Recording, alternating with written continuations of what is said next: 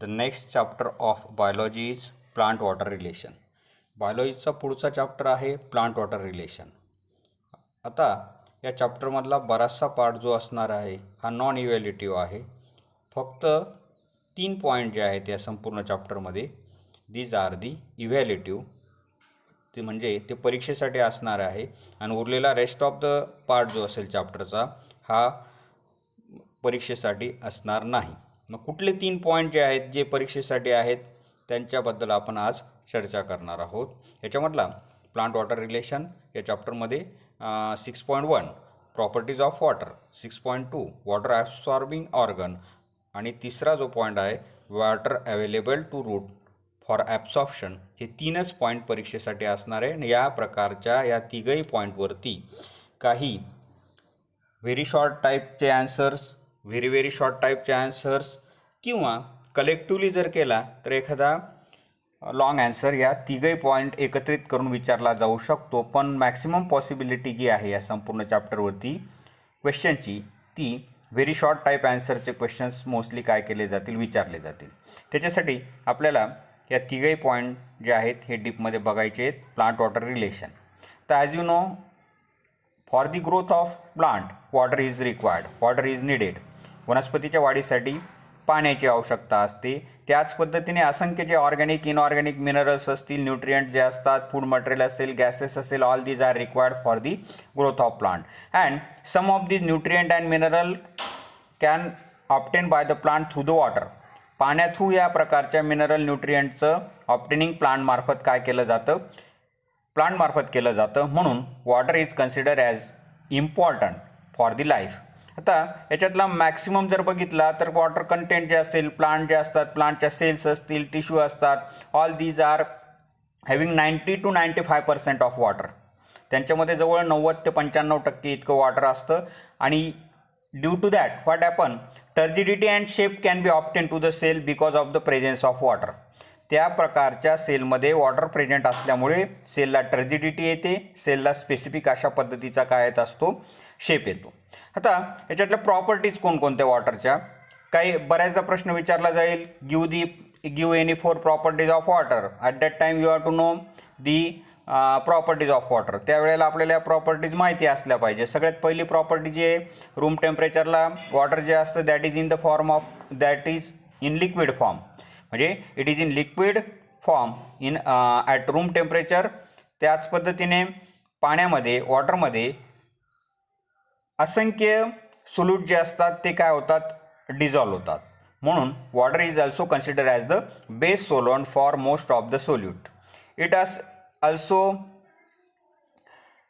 याच्यातला परत हे जर बघितलं, हे जे वॉटर असेल that can also act as the transporting medium for dissolve mineral. जे मगाशी सांगितलं तुम्हाला, जे मिनरल्स असतात ते याच्यामध्ये डिझॉल्व असतात. त्याचं ट्रान्सपोर्टेशन म्हणजे अगदी सॉईलपासनं तर एखाद्या लिव्जपर्यंतचा पार्ट असेल, या डिफरंट पार्ट जे असतात त्या डिफरंट पार्टला या प्रकारच्या मिनरलचं किंवा न्यूट्रियंटचं ट्रान्सपोर्टेशन जे आहे that can be occur through the water.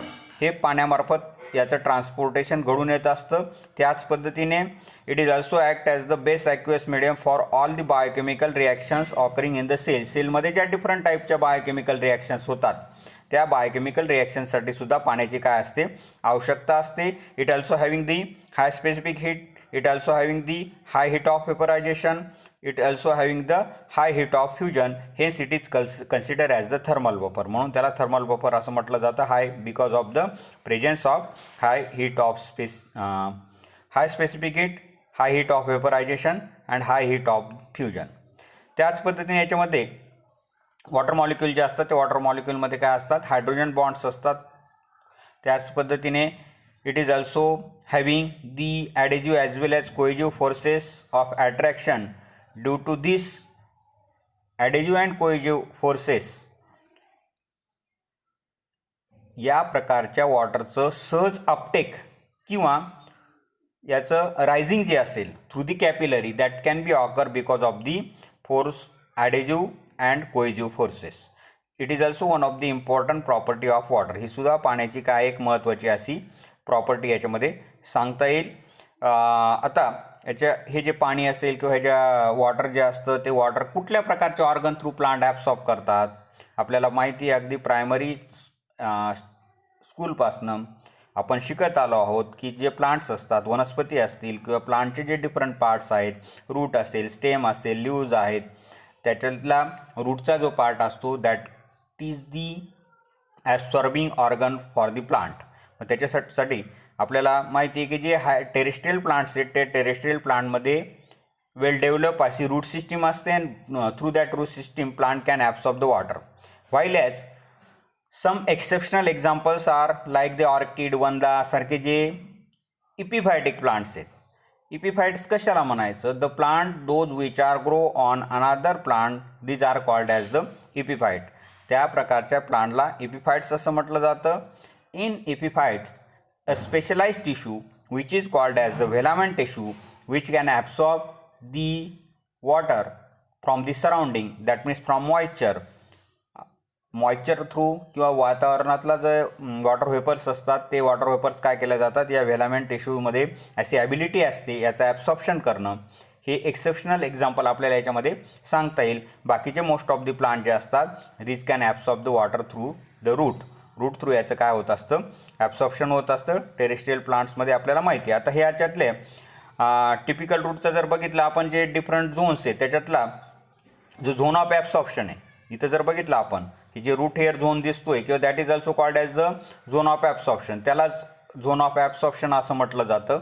आणि या झोन ऑफ ॲब्सॉर्प्शनमध्ये या ज्या इपिब्लेमा सेल जे असतात या किंवा या ज्या आउटर सेल ज्या असतात these are converted into a specialize hair like structure these are called as the root hair and through that root hairs plant can absorb the water. या रूट हेअर्स थ्रू प्लांट काय करतात मग water absorb करून घेतात. Simple आपण route हेअरचं structure बघूया. बऱ्याचदा प्रश्न विचारला जाईल describe the structure of root hair. 2 मार्क्सला 2 मार्काला प्रश्न विचारला तर त्याची डायग्रॅम काढायची, 1 मार्क्सला त्याला लेबलिंग करायचं डायग्रॅम आणि त्याच्या लेवलला 1 मार्क आणि शॉर्टमध्ये त्याचं डिस्क्रिप्शन द्यायचं आहे त्याच्यासाठी काय असणारे 1 मार्क असेल. शॉर्टमध्ये आपण त्याचं काय बघूया स्ट्रक्चर बघूया. तर रूट हेअर कशा असतात? जनरली हे जे रूट हेअर्स असतील these are 1 mm to 10 mm long, 1 ते 10 मिलीमीटर लॉंग एवढी साईज असते त्यांची. These are single celled. Again in the centre there is the vacuole which is surrounded by the व्हॅक्युअलचा जो पार्ट असेल हा प्लाझ्मा मेम्ब्रेननी सेल मेम्ब्रेन आणि प्लाझ्मा मेम्ब्रेनने काय झालेला असतो कवर झालेला असतो. सगळ्यात आउटर हे जे असेल पार्ट जो असतो याच्यामधला that is called as the cell wall which is 2 layer, outer layer and inner layer. अशा पद्धतीचं हे शॉर्ट लिव्ड डेलिकेट जे स्ट्रक्चर्स असतात these are called as the root hair. या शॉर्ट लिव्ड डेलिकेट स्ट्रक्चरलाच काय म्हणायचं मग रूट हेअर्स म्हणायचं. These are nothing but the epiblema cell जे असतात त्या इपिब्लेमा सेलचंच कन्व्हर्जन ह्या डेलिकेट सिंगल सेल स्ट्रक्चरमध्ये होतं. या सिंगल सेल किंवा या रूट हेअर्स थ्रू प्लांट काय करतात मग वॉटर ॲब्सॉर्प्शन जे आहे वॉटर ॲब्सॉर्प्शन प्लांट्समध्ये या रूट हेअर्समार्फत घडून आणलं जातं. आता याच्यातला तिसरा जो पॉईंट आहे water available to the plant. जे रूट असतात ज्याच्या थ्रू काय होत असतं ॲब्सॉर्प्शन होत असतं त्या ॲब्सॉर्प्शन करत असताना रूट्सला कुठल्या प्रकारचं वॉटर अवेलेबल होतो. आता रायझोस्फिअर कशाला म्हणायचं? ज्या रूट हेअरचा सराउंडिंग पार्ट जो असेल किंवा ज्याला काय म्हणता येईल आपल्याला मायक्रो एन्व्हायरमेंट जे असेल that can surround the root which is called as the rhizosphere. त्याच्यामधलं जे हे असेल म्हणजे थोडक्यात त्याच्याशी रिलेटेड असणारा हा जो पार्ट आहे की या संपूर्ण याच्यामध्ये हे जे वॉटर प्रेझेंट असतं रायझोस्फिअरमधलं again that can be converted in to the परत त्याचं विभाजन जे आहे on the basis of where does the water present it can be divided in to 4 types. 4 प्रकारामध्ये या वॉटरचं क्लासिफिकेशन होतं. पहिला प्रकार जो आहे ज्याला ग्रॅव्हिटेशनल वॉटर म्हणायचं. Second one which is called as the hygroscopic water. Third one is called as the combine water and fourth one is called as the capillary water. चौथा जो असणार आहे capillary water. Out of this 4 या 4पैकी फक्त capillary water जे असतं that is available to the plant for absorption. प्लांटला ॲब्सॉर्प्शनसाठी फक्त कॅपिलरी वॉटर काय असतं प्रेझेंट असतं. ग्रॅव्हिटेशनल वॉटर कशाला म्हणायचं मग? हे जे वॉटर पर्क्युलेट होतं deep inside the soil due to the gravity which is called as the gravitational water. ग्रॅव्हिटीमुळे हे जे वॉटर पर्क्युलेट होतं सॉईलच्या डीपमध्ये त्या प्रकारच्या वॉटरला ग्रॅव्हिटेशनल वॉटर म्हणायचं. सेकंड वन जे that is called as the hygroscopic water. Hygroscopic water कशाला म्हणायचं, म्हणजे जे सॉईल पार्टिकल जे असतात those which can absorb the water and imbibe and hold it, that water is called as the hygroscopic water. जे मातीचे कण असतात ते पाणी काय करतात, ॲब्सॉर्ब करून घेतात आणि ते स्वतःमध्ये धरून ठेवतात. अशा पद्धतीचे हे जे वॉटर असेल that is called as the hygroscopic water. Gravitational water is also not available for the plant, not available to the plant for absorption. Hygroscopic water is also not available to the plant for absorption. तिसरा जो प्रकार आहे याच्यामधला that is the combine water. तर combine water कशाला म्हणायचं, हे जे हायड्रेटेड ऑक्साईड्स असतील सिलिकॉन ॲल्युमिनियम सारखे त्याच्यामधलं जे पाणी असेल त्याच्यामधलं जे वॉटर असेल that is called as the combine water. That means water present in the form of hydrated oxide of sodium and aluminium which is called as the combine water. And fourth one capillary water. Capillary water means the water present in the small pores of the soil, neighboring soil particles. That type of water is called as the capillary water. जे soil particles असतात त्या soil पार्टिकलमध्ये present असणारे हे जे water असेल त्या प्रकारच्या वॉटरला capillary water असं म्हटलं जातं. It is available for the absorption. हेच पाणी फक्त काय असतं मग अवेलेबल असतं प्लांटला, हेच वॉटर जे असतं अवेलेबल असतं प्लांटला फॉर द ॲब्सॉर्प्शन. आता याच्यावरती या संपूर्ण चॅप्टरवरती जर बघितले तर कसे प्रश्न विचारले जातील, शॉर्ट टाईपचे आन्सर जे आहे व्हेरी व्हेरी शॉर्ट टाईपचे आन्सर. फॉर एक्झाम्पल याचे what is combine water, what is hydroscopic water, what is gravitational water किंवा वॉटरच्या प्रॉपर्टीज विचारल्या जातील. त्याच पद्धतीने याच्यामध्ये स्ट्रक्चर विचारलं जाईल, रूट हेअरचं स्ट्रक्चर विचारलं जाईल. असे क्वेश्चन जे आहेत असे स्मॉल टाईपचे क्वेश्चन व्हेरी शॉर्ट टाईपचे आन्सर जे आहेत या व्हेरी शॉर्ट टाईपचे आन्सर्सवर आधारित असणारे प्रश्न याच्या चॅप्टरमध्ये विचारले जातील किंवा काही कन्सेप्च्युअल जे असतील ते कन्सेप्च्युअल प्रश्नसुद्धा या चॅप्टरमध्ये विचारले जातील. आता आज आपण इथं थांबणार आहोत आणि पुढच्या वेळेला पुढचा जो चॅप्टर आहे प्लांट ग्रोथ, हा प्लांट ग्रोथ चॅप्टर आपल्याला काय करायचं आहे मग घ्यायचा आहे. त्या प्लांट ग्रोथमधलाही बराचसा पार्ट डिलीटेड आहे. मी पुढच्या लेक्चरला प्लांट ग्रोथमधला कुठला पार्ट तुमच्या परीक्षेसाठी असणार आहे त्याच्यावरती आपण डिस्कस करूया. थँक्यू.